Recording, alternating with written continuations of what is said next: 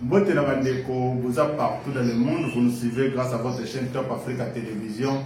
Bienvenue dans ce nouveau numéro de Congo mon pays. Congo mon pays, c'est une émission d'analyse sociopolitique. Congo mon pays, c'est aussi une émission de veille patriotique. C'est dans cette émission nous parlons de notre cher et beau pays, la République démocratique du Congo. Alors, mes chers compatriotes, nous sommes lundi le 24.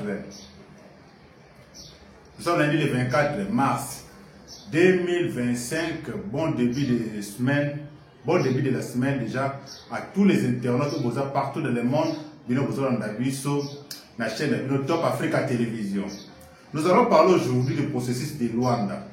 C'est la fin du processus de Luanda partout dans le monde. L'Angola a annoncé la fin du processus de Luanda. Angola s'est retiré dans le processus de Luanda parce que le président rwandais, M. Joao Lorenzo, est facilitateur entre la République démocratique du Congo et le Rwanda. Angola a annoncé officiellement qu'elle s'est retirée dans le processus de Luanda. D'abord, vous devez savoir que le président angolais Joao Lorenzo, ça fait 2 mois à Vitesse, il y a l'Union africaine, d'abord le président, il y a l'Union africaine. Peut-être, à mon avis, il a accumulé la fonction à côté de président Angola, s'occuper de Angola, à s'occuper de l'Union africaine, à s'occuper aussi de la République démocratique du Congo. Peut-être comme il a charge, il y a Joao Lorenzo à se décider à se retirer dans le processus de Luanda. En attendant, l'Union africaine va désigner un nouveau facilitateur pour diriger la négociation entre la République démocratique du Congo et le Rwanda. Mais Angola va se retirer. Alors, je vais si le retrait d'Angola dans le processus de Luanda. Il y en a d'autres qui pensent que c'est la soupçon Bima. Angola se peut la quitter dans la rencontre de Félix Tshisekedi na Paul Kagame sans condition. Paul Kagame na Félix Tshisekedi va kutanaki na Doha na Qatar. Et pourtant pour va kutana na Luanda na cadre du processus ya Luanda. Alors, il y a déjà une information qui circulait déjà par le Joao Lorenzo a se retiré dans le processus de Luanda parce qu'il n'était pas du tout content de la rencontre de Félix Tshisekedi na Paul Kagame na Doha. Sans qu'il ait l'informé. Parce qu'il était surpris même lui, à mon dans la télévision, Félix Tshisekedi na Paul Kagame bakutani na Luanda, bakutani na Doha, pardon, ils sont allés parler sur l'invitation. Il y a Prince, il y a Qatar, il y a Pekuna. Ça va consulter le problème de la facilitateur entre la République du Congo et le Rwanda. Le même jour où la République du Congo fallait un dialogue direct avec le Rwanda et avec les M23, c'est le même jour où Félix Tshisekedi va continuer à Paul Kagame na Doha. Donc quelque part, il dérangeait qui le président angolais Joao Lorenzo, Yango Lelo, décision tombée, processus à Luanda et Sili. Donc, Joao Lorenzo a se retiré la processus de Luanda. Donc, cette fois-ci, l'Union européenne, nous avons choix un nouveau facilitateur pour continuer le dialogue entre la République du Congo et le Rwanda. On a vu partout dans le monde. Et c'est ma question qu'on se poser. Quelque part, Angolais dérangé par moi. Kagame n'est pas tout à Félix Tshisekedi en Angola, en Afrique. Félix Tshisekedi s'est déplacé à Komiti dans Luanda. Kagame ne s'est pas présenté. Il avait posé sa condition pour qu'il négocie avec Félix Tshisekedi pour qu'il signe l'accord de paix parce que la négociation déjà solo là ils ont pris des décisions ensemble et c'est là que juste Paul Kagame et Félix Tshisekedi va signer le 15 décembre, Félix Tshisekedi s'est présenté dans Luanda, Paul Kagame a posé condition, il faut République démocratique du Congo de négocier directement avec les M23 avant hier pour signer l'accord en RP. Ce dimanche 15 décembre, le président de la République, Félix-Antoine Tshisekedi Tshilombo, est arrivé à Luanda, en Angola, pour répondre à l'invitation lui adressée par son homologue João Lourenço dans le cadre du processus de Luanda censé mettre un terme au conflit armé qui oppose la RDC au Rwanda. Accueilli par le ministre angolais des Relations extérieures, Tété Antonio, le chef de l'État s'est directement dirigé au palais présidentiel de Luanda, cadre choisi pour le sommet tripartite. À l'heure indiquée, l'hôte du sommet, João Lourenço, attendait deux chefs de l'État et finalement, seul le président Félix Tshisekedi a répondu favorablement à son invitation. Les deux chefs d'État ont fait les constats d'échec de la tripartite voulue par la médiation après l'annulation de participation de la partie rwandaise sans qu'aucune raison ne soit communiquée. Malgré ces constats d'échec, les présidents Tshisekedi et João Lourenço se sont longuement entretenus autour de ces processus qui restent une des alternatives pour mettre hors du territoire national les forces armées du Rwanda. Depuis la veille, les Rwandais ont multiplié les stratagèmes pour torpiller ce processus. Ce samedi soir, la délégation rwandaise a conditionné la signature de l'accord préparé au cours des rencontres précédentes par une nouvelle exigence qui subordonne la signature de l'accord à un dialogue direct entre la RDC et les groupes armés M23, ce qui constitue un blocage délibéré et une entrave majeure aux efforts pour rétablir la paix dans l'est de la République démocratique du Congo. En introduisant cette condition de dernière minute contraire aux discussions précédentes, les Rwandais démontrent une fois de plus son soutien inconditionnel au M23, un groupe armé impliqué dans des violations graves des droits humains et dans des activités déstabilisatrices en République démocratique du Congo. Cette posture irresponsable met en péril la paix et compromet les avancées majeures enregistrées, notamment la signature d'un plan opérationnel permettant d'une part le retrait des forces rwandaises du territoire congolais et d'autre part le désarmement et neutralisation des FDLR.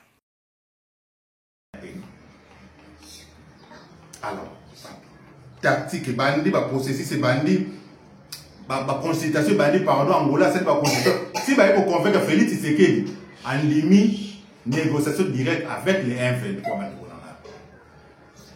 Et comme jour, il y a début, il y a dialogue, ils avaient prévu le 18 mars. Délégation de la République du Congo et qui est Luanda. Les F23 bah été. Ils ne se sont pas présentés parce que ils ne se sont pas présentés parce que raison d'abord parce que ils ont sanctionné l'Union européenne. Il y a une décision pour se présenter. Le même jour, le président Félix Tshisekedi n'a Paul Kagame Bakoutane na droit. Donc, bilo qu'on a surtout et celle qui est dérangée, le président Angola, a moni comme si Paul Kagame na président Félix Tshisekedi va négliger. Bango va considérer le roi Bongo, c'est leur information, ça va circuler. Que Félix Tshisekedi va négliger.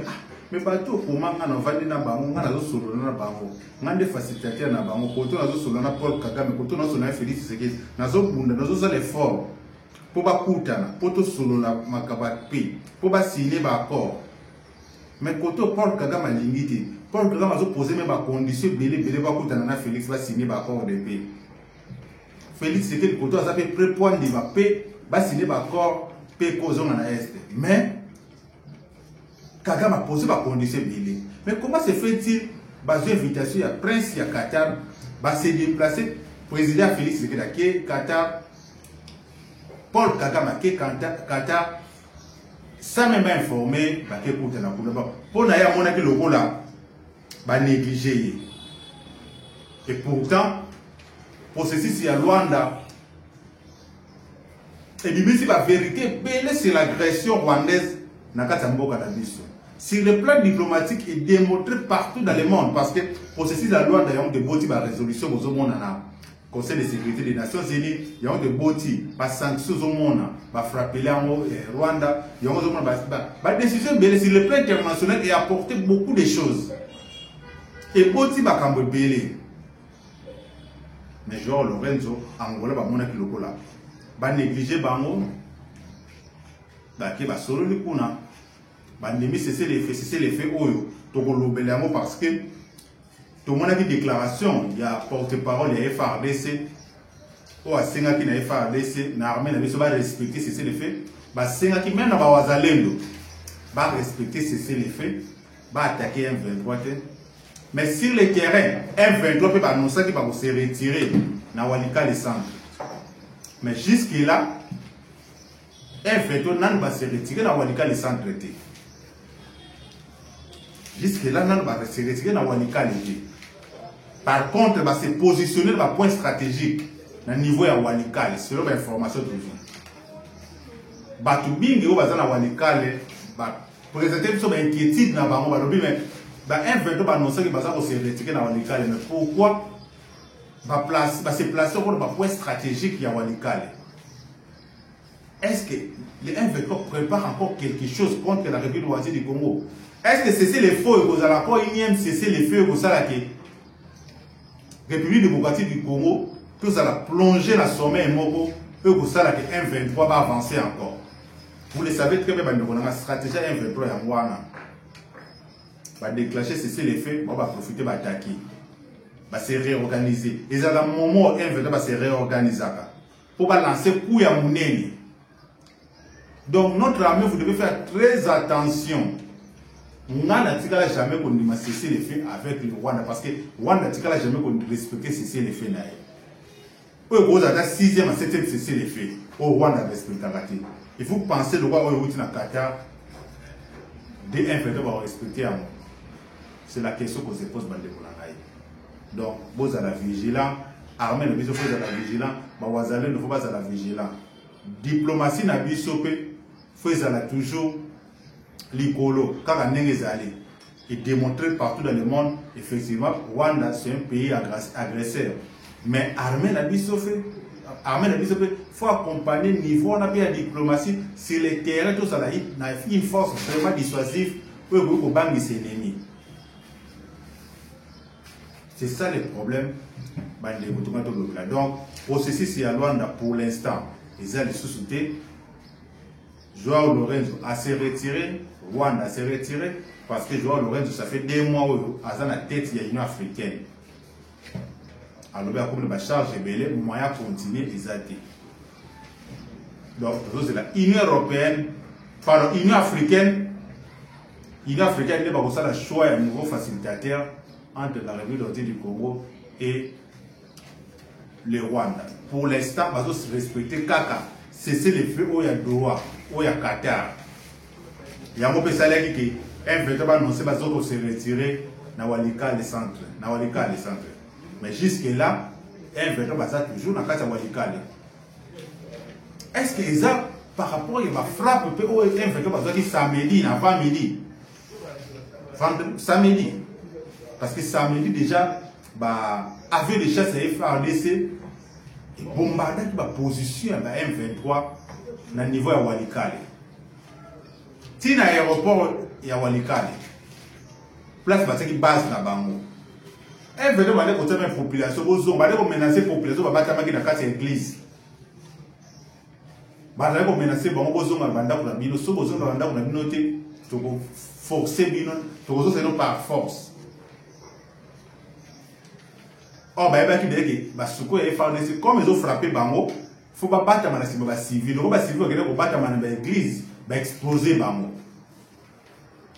Est-ce que ça pour la frappe, il y a poussé un vénement de saisir les faits pour permettre les Bango de se souffler et puis de se réorganiser. Nous devons faire très attention avec le M23. Nous devons faire très attention avec l'armée rwandaise parce que ne respectera jamais parole na Bango. Merci Nabandi Robolandi Bisso partout dans le monde. Au encore le 3e numéro de la Bisso la journée. Il y a le 21, le 24 mars 2025. Moi, c'est votre frère J.R. Walungwa. Je suis congolais de père et de mère, le véritable Congo, 100% congolais, descendant direct de Simon Kimbangu. Je suis toujours fier de parler de mon pays, République démocratique du Congo, pays de mes ancêtres. À la prochaine.